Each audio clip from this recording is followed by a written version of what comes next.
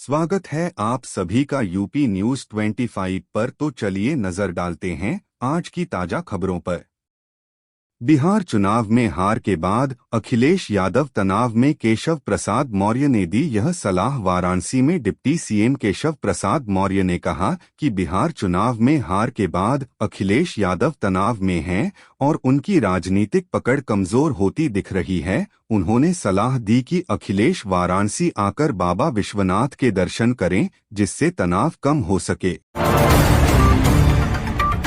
कफ सिर्फ केस में नाम आने पर बिफरे बाहुबली धनंजय सिंह। लंबी चौड़ी पोस्ट में खुद को बताया बेगुनाह। कफ सिरप तस्करी मामले में यूपी एसटीएफ की कार्यवाही के बाद पूर्व सांसद धनंजय सिंह का नाम सामने आते ही उन्होंने सोशल मीडिया पर लंबी पोस्ट लिखकर खुद को बेगुनाह बताया। उन्होंने विरोधियों पर भ्रम फैलाने का आरोप लगाया। धनंजय सिंह ने मामले की निष्पक्षता सुनिश्चित करने के लिए सीबीआई जांच की मांग भी की।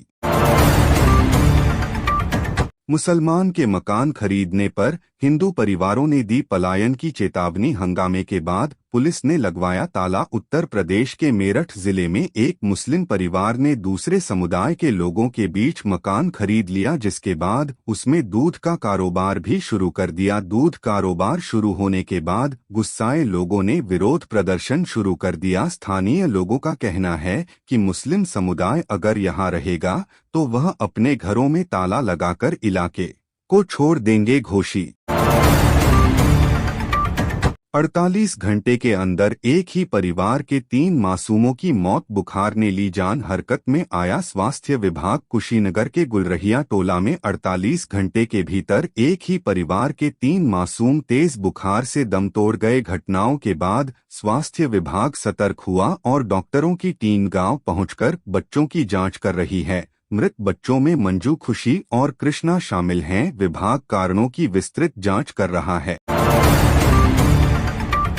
सीएम योगी ने गोरखनाथ मंदिर में लगने वाले विश्व प्रसिद्ध खिचड़ी मेला की तैयारियों को लेकर की समीक्षा। गोरखनाथ मंदिर में होने वाले विश्व प्रसिद्ध खिचड़ी मेले की तैयारियों की समीक्षा करते हुए सीएम योगी आदित्यनाथ ने सुरक्षा, स्वच्छता, यातायात और चिकित्सा व्यवस्था पुख्ता करने के निर्देश दिए। उन्होंने कहा कि मेले से पूरे पूर्वी यूपी, बिहार और नेपाल की आस्था जुड़ी है। दूरदर्शन और आकाशवाणी पर मेले का लाइव प्रसारण भी कराया जाएगा।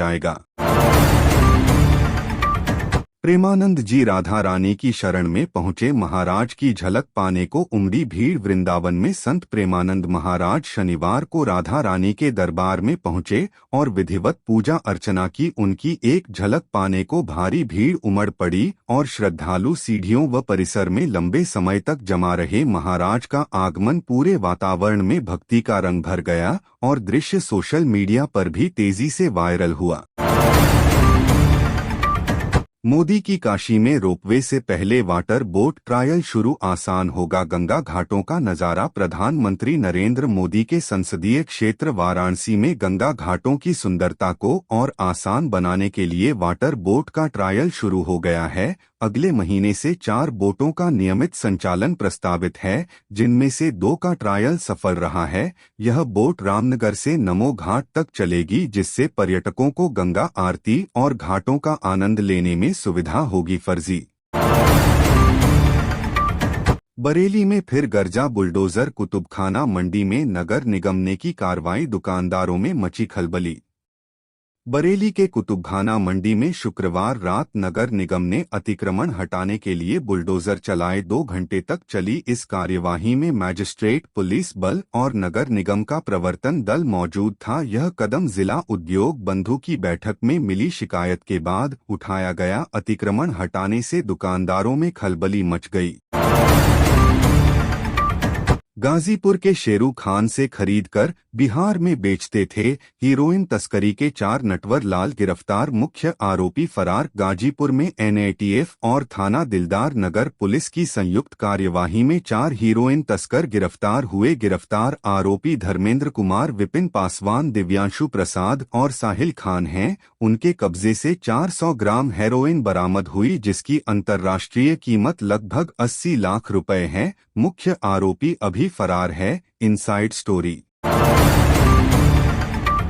यूपी में कोरियर की एड में सेक्स रैकेट व्हाट्सएप पर आती है, डिमांड दिल्ली तक भेजी जाती हैं लड़कियां। कानपुर के कोहना थाना क्षेत्र में कोरियर कंपनी की एड में सेक्स रैकेट का खुलासा हुआ है। व्हाट्सएप और टेलीग्राम पर डिमांड मिलने पर भोली भाली लड़कियों को दिल्ली तक भेजा जाता है। रैकेट में 2 दर्जन से अधिक लोग शामिल हैं, जिनका नेटवर्क कानपुर, दिल्ली और लखनऊ तक फैला है। ट्रांसपोर्टर की शिकायत पर पुलिस ने जांच शुरू कर दी है। पीलीभीत में प्रशासन ने खाली कराया सपा कार्यालय, 20 साल से था कब्जा, ताला तोड़कर बाहर निकाला सामान। पीलीभीत में पुलिस प्रशासन और नगर पालिका की संयुक्त टीम ने 20 साल से कब्जे में चल रहे सपा कार्यालय को शनिवार को खाली कराया। नोटिसों का जवाब न मिलने पर ताला तोड़कर सामान बाहर निकाला गया और नया ताला लगा दिया गया। यह भवन 2005 में किराए पर दिया गया था। घोसी उपचुनाव में कौन होगा उम्मीदवार, क्या सपा देगी सुधाकर सिंह के बेटे सुजीत को चांस। घोसी सीट विधायक सुधाकर सिंह के निधन के बाद रिक्त है और अगले 6 महीनों में उपचुनाव संभावित है। सपा में उनके बेटे सुजीत सिंह का नाम प्रमुख दावेदार के रूप में चर्चा में है। जानकार मानते हैं कि सुजीत को सहानुभूति का लाभ मिल सकता है। भाजपा से विजय राजभर और सुभाजपा से अरविंद राजभर संभावित नाम हैं। वोट चोरी पर अखिलेश यादव के बयान पर जयंत चौधरी का हमला, बोले उनका भय बोल रहा है। बागपत में मंत्री जयंत चौधरी ने अखिलेश यादव के वोट चोरी संबंधी बयान पर कहा कि यह उनका भय बोल रहा है। उन्होंने 82 लाख रुपए की लागत से बने सिंथेटिक रनिंग ट्रैक का उद्घाटन किया और लोकतांत्रिक संस्थाओं पर भरोसा रखने की अपील की। मेरठ में खेलों को बढ़ावा देने के लिए 3 साल में 1 रुपया करोड़ खर्च करने की योजना भी बताई। पैसों की चिंता मत करो, इलाज कराओ, मां के इलाज की गुहार लेकर आई बेटी से बोले सीएम योगी। गोरखपुर में जनता दर्शन के दौरान मुख्यमंत्री योगी आदित्यनाथ से एक बेटी ने मां के इलाज के लिए आर्थिक मदद मांगी। सीएम ने कहा पैसों की चिंता मत करो, इलाज कराओ और आर्थिक सहायता का भरोसा दिलाया। उन्होंने अन्य जरूरतमंदों को भी गंभीर बीमारियों के इलाज में मदद का आश्वासन देते हुए हिम्मत बढ़ाई। फर्जी सीबीआई और आरबीआई अधिकारी बन बुजुर्ग को किया डिजिटल अरेस्ट, वसूले 50 रुपए लाख।